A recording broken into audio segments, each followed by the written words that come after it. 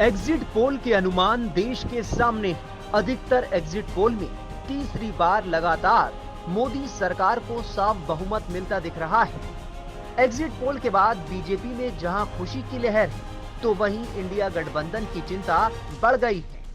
अब देखना होगा कि 4 जून को एनडीए जश्न मनाएगा या फिर इंडिया गठबंधन के खेमे में भूचाल आएगा। एग्जिट पोल के आंकड़े इतना तो जरूर बता रहे हैं कि 2024 के सियासी महाभारत में ना तो राहुल गांधी का खटाखट पटापट वाला दांव चला और ना बीजेपी और एनडीए को सफाचट करने वाले उनके नारे चले, क्योंकि देश की हिंदू बहुल सीटों की तो बात छोड़िए, एग्जिट पोल के मुताबिक ज्यादातर मुस्लिम बहुल सीटों पर बीजेपी या फिर एनडीए ही जीत रही है।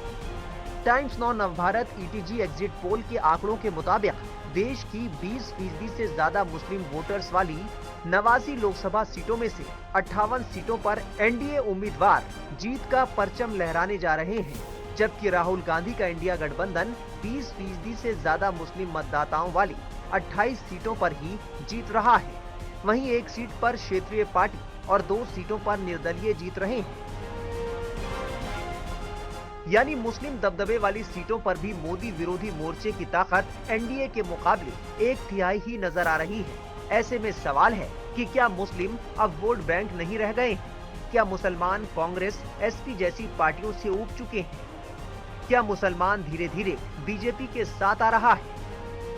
एग्जिट पोल के आंकड़े तो यही इशारा करते हैं कि मुस्लिम वोटर वोट बैंक की पॉलिटिक्स से बाहर निकलना चाहता है और अब वो नए विकल्प की ओर देख रहा है।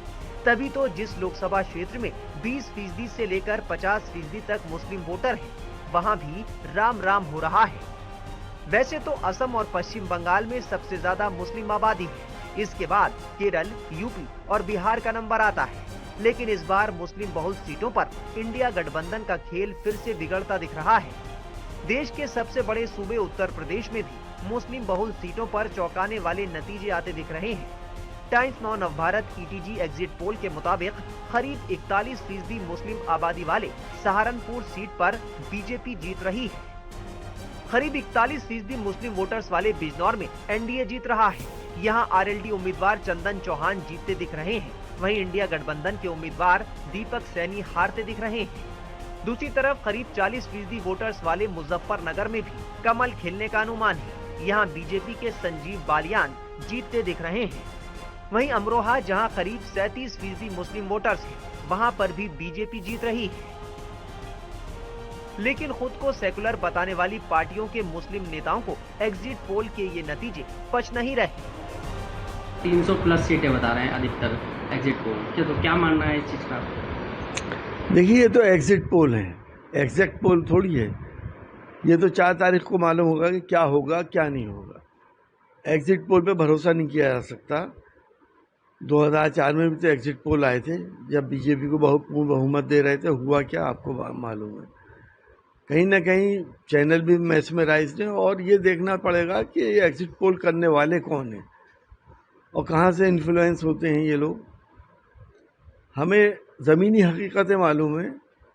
इस वक्त का जो चुनाव हुआ है, वो चुनाव किसी धार्मिक मुद्दे पे नहीं हुआ है। चुनाव हुआ है बेरोजगारी पे और महंगाई पे, किसान पे और गरीब पे, जिसमें ये सरकार पूरी तरह से नाकाम रही। तो हमें नहीं लगता कि ये एग्जिट पोल सही है। 4 तारीख को सब साफ जाहिर हो जाएगा।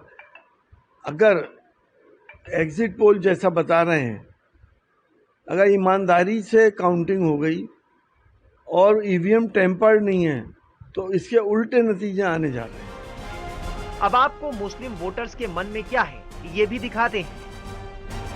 यहाँ से राघव लखनपाल जीतेगा जी, उसकी छवि अच्छी है और बीजेपी को वोट मिला तो हमने तो बीजेपी को वोट दिया जी, और बीजेपी की सीट निकलेगी यहाँ से।